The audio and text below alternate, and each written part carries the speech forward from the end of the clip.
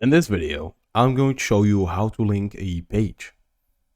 First of all, let's go ahead and set our website simply.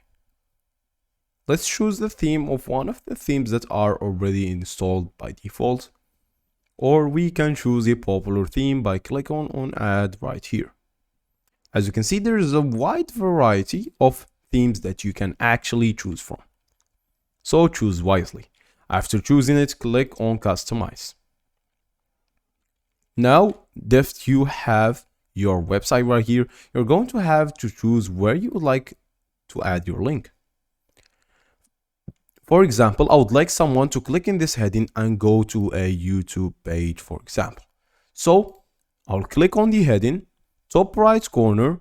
I'll choose the text that I want to have that effect. Click on link or control K. Go to YouTube, for example. I'm just going to copy YouTube and then paste this link here, and I want to open this link in a new tab. So, let's choose this one.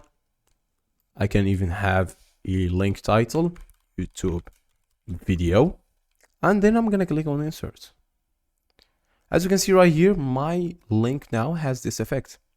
I click OK, it drags me into this new YouTube page.